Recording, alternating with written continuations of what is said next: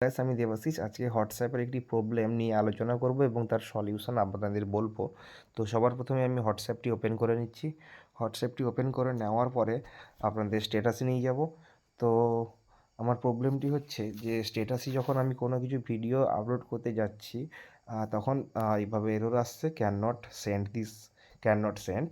তো একে যখন আমি রিট্রাই করতে যাচ্ছি এরকম একটি এরর মেসেজ শো হচ্ছে, যাতে দিয়েছে can not send this video, choose a different video and try again.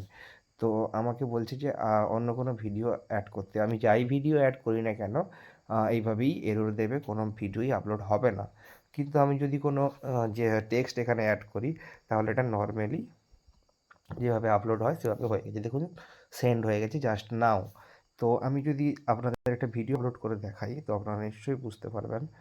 আর আমি আমার ভিডিওটি বের করে নিব গ্যালারি থেকে। তো সাপোজ আমি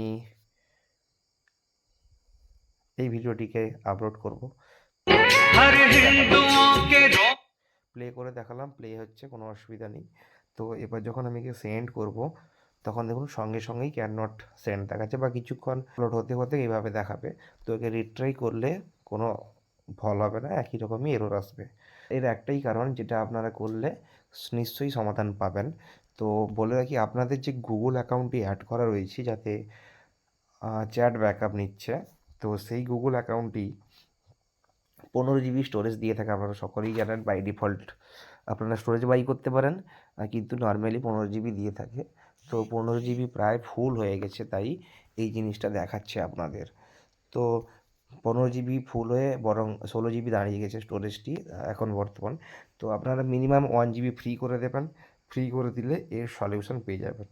তো দেখুন, আমার চ্যাট ব্যাকআপে যদি আমি ঢুকি, এখানে দেখা যাচ্ছে can not complete backup your Google storage out of speech. তো ব্যাকআপও হচ্ছে না। তো এটা আউট অফ স্পেস হয়ে যাওয়ার কারণে এখানে কোনো স্ট্যাটাস আপলোড হচ্ছে না।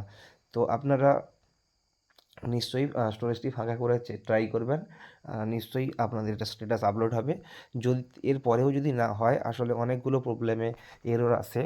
তো এরর এটা একটা কারণ। তো আপনাদের যদি এটা করার পরেও যদি সমাধান না পান, তো আপনারা আমাকে কমেন্ট বক্সে কমেন্ট করে জানাবেন, বা পার্সোনালি মেসেজ করতে পারেন।